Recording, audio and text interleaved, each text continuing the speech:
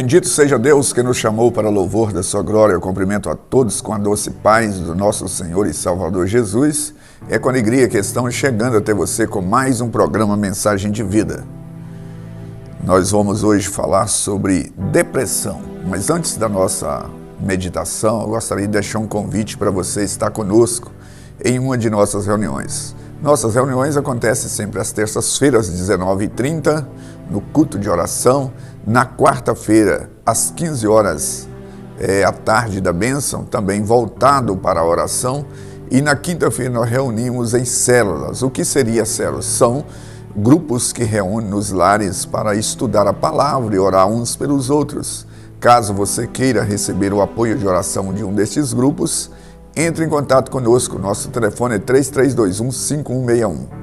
No sábado nós reunimos às 19h30 no culto de adoração a Deus. No domingo nós temos reuniões em 2 horários, sendo que às 9 horas é o culto de ensino da palavra de Deus e às 19 horas o culto de celebração a Deus. Lembro que é sempre uma alegria receber pessoa como você em uma de nossas igrejas.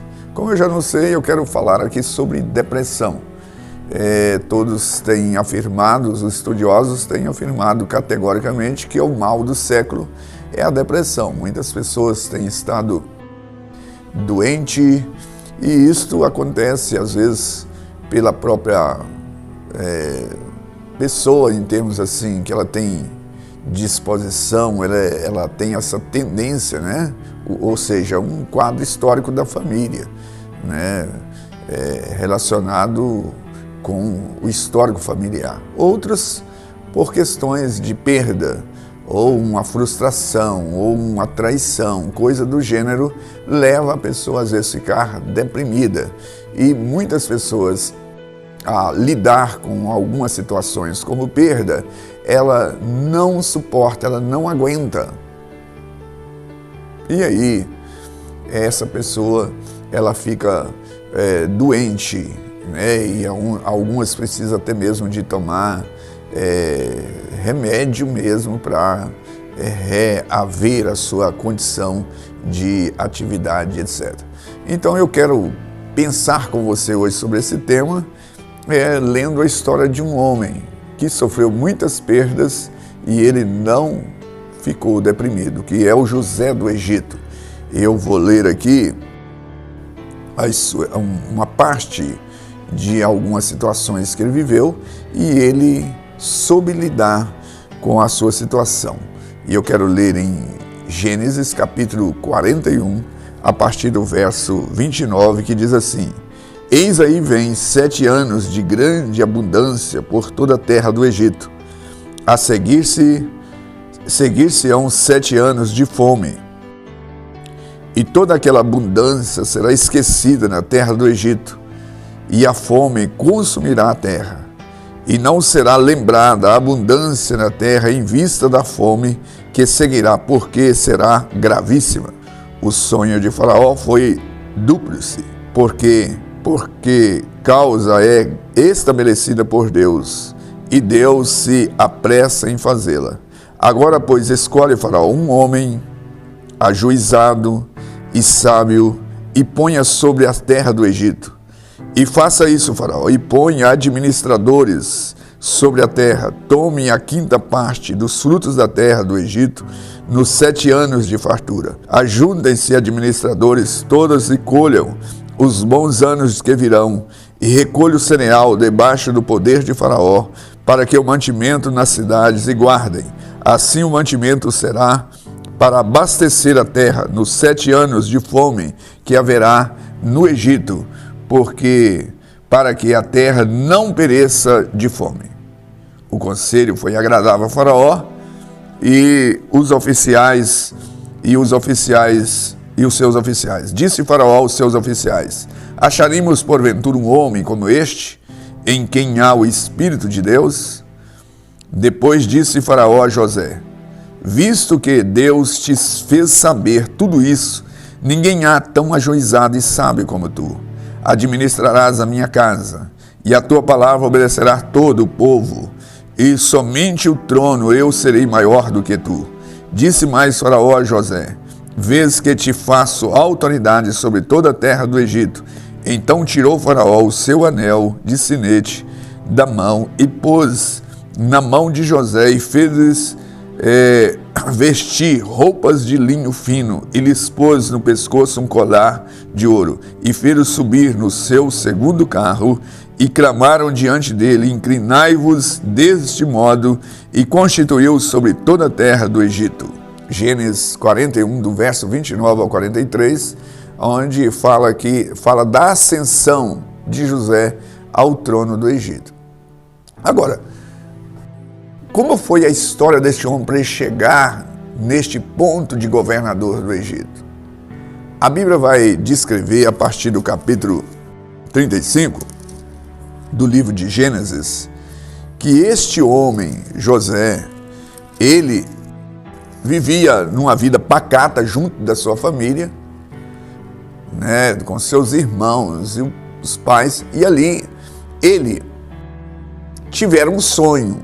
E esse sonho, ele via nesse sonho que o seu pai, a sua mãe, os seus irmãos se curvavam diante dele como autoridade.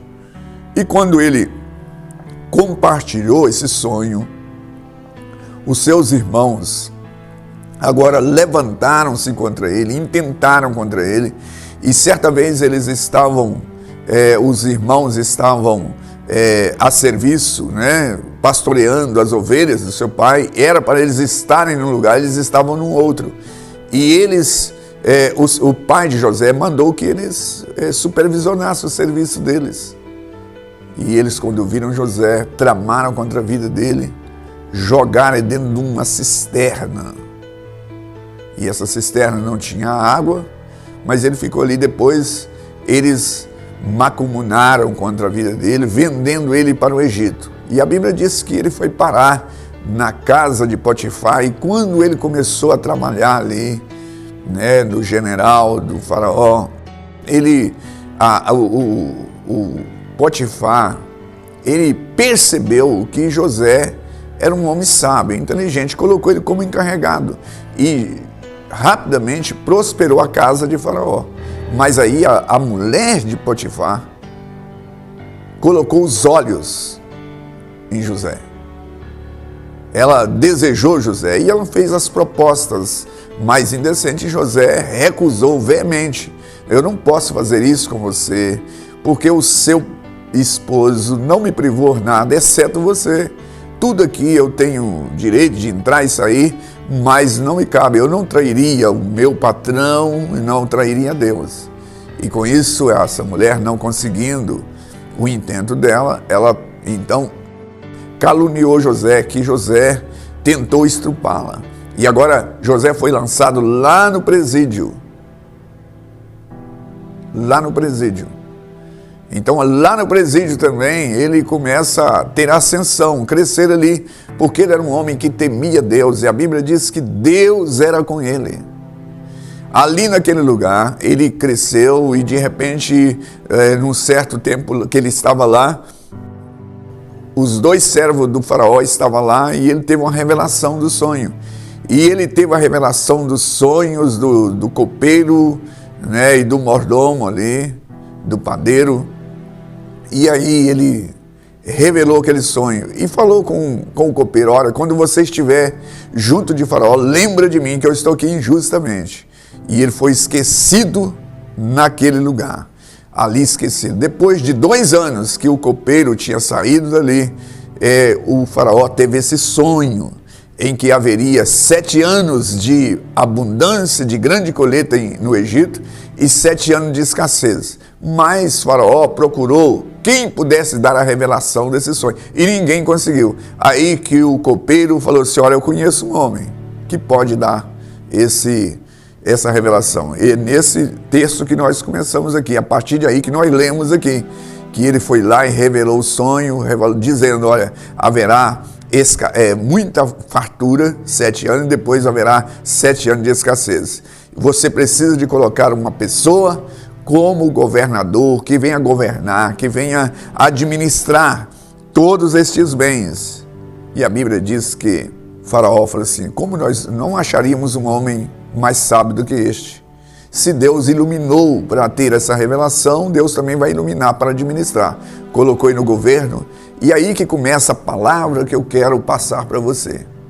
Porque, passado algum tempo, os 5 anos de bonança, houve escassez em todas as terras. E lá em Canaã, onde os parentes de José estavam, houve fome. E por isso os irmãos de José procuraram José para estar buscando alimento. E ele conheceu os seus irmãos, e os seus irmãos, então, ele abraçou, perdoou os seus irmãos, fez com que os seus irmãos todos fossem lá para o Egito, e foi recebido com pompa, recebido com muita alegria. E o seu pai, houve aquela reunião. Mas depois da morte de Jacó, os irmãos de José chamaram José para uma conversa, porque eles queriam que ele fizesse um juramento para que ele não vingasse tudo aquilo que ele fizera. E eu quero ler esse texto aqui, porque, na verdade, eu estou aqui com a finalidade única de estar compartilhando com você a palavra de Deus. Qual foi a atitude deste homem? Esse homem que tinha tudo para ser revoltado contra os seus irmãos, revoltado contra a esposa de Potifar, revoltado contra o seu colega de prisão. Mas não, ouça bem o que eu vou ler. Eu vou ler em Gênesis 50. Vendo os irmãos de José que o seu pai já era morto, disseram: é o caso de José nos perseguir e nos retribuir certamente o mal que lhes fizemos. Portanto, mandaram dizer a José: teu pai ordenou antes da sua morte, dizendo: assim direis a José, perdoa, pois, a transgressão dos teus irmãos, o seu pecado, porque fizeram mal. Agora, pois, te rogamos que perdoe a transgressão dos seus servos, do Deus do teu pai. José chorou enquanto falava. Depois vieram também os seus irmãos, prostraram-se diante dele e disseram: eis, aqui por teu servo. Respondeu José: não temais, acaso estou no lugar de Deus? Vós, na verdade, intentaste mal contra mim, porém Deus tornou em bem, para fazer, como vedes agora, que se conserve muita gente em vida. Não temais, pois eu sustentarei a vós e vossos filhos. E assim os consolou e lhe falou o coração. Olha que coisa gloriosa. Quantas pessoas que estão deprimidas, porque elas ficam lembrando, de algum revés que ela teve na sua vida. Às vezes passa o tempo e a pessoa não supera aquela dificuldade. As pessoas às vezes ficam remoendo, uma pessoa que perseguiu, remoendo uma pessoa que falou, caluniou, remoendo. Então, a atitude de uma pessoa que não quer ficar deprimida, ela não fica agarrada no passado, mas olhar para diante, olhar para frente. José, ele teve essa visão e reconheceu que Deus que permitiu que toda aquela situação viesse sobre ele para que ele pudesse escrever uma história diferente do que os seus irmãos fizeram com ele. Então ele não ficou agarrado com a perseguição dos seus irmãos, com a inveja dos seus irmãos, ele não ficou agarrado com a calúnia da mulher de Potifar, ele não ficou agarrado com o esquecimento do seu companheiro de presídio. Então, quem sabe você que está me assistindo nesse instante está tão triste, magoado, decepcionado, porque as coisas não aconteceram como você gostaria que tivesse acontecido e agora fica preso, cabisbaixo, acha que não tem jeito. José nunca desistiu, ele continuou sendo fiel a Deus, por isso ele não ficou em depressão. Ele falou assim: Deus foi comigo e Deus usou essa situação adversa para que eu pudesse ser uma bênção na vida de vocês. Guardar ressentimento, guardar mágoa, não é o caminho. Por isso eu quero finalizar desafiando a você. Quantas pessoas que estão em depressão estão por causa de uma traição, por causa de uma calúnia, por causa de uma perda, de um bem. José, ele perdeu tudo, mas ele não perdeu a sua aliança com Deus. E Deus honrou aquele homem e abençoou, e ele não teve questão de revanche, ou seja, de vingar aquilo que eles fizeram com ele. Com essas palavras eu quero encerrar orando, desafiando a você. Seja uma pessoa que olha para frente, e talvez alguma coisa que está acontecendo com você que Deus permitiu para que você pudesse tornar uma pessoa melhor, um homem melhor, uma mulher melhor, para que você possa produzir para a glória e louvor do seu nome. Bendito Deus e Pai, eu me dirijo a Ti em oração, dando graças ao Senhor pelo Teu amor e cuidado dispensado a nós. Que o Senhor possa abençoar esse telespectador com a Tua graça e com a Tua mão poderosa, e que ela possa ser uma pessoa viva e ativa para aquilo que o Senhor tem e espera dela. Eu oro a Ti em nome de Jesus. Graças a Deus. Graças a Deus, estamos chegando ao final de mais um programa. Eu aguardo você no próximo. Igreja Batista Renascer, uma mensagem de vida.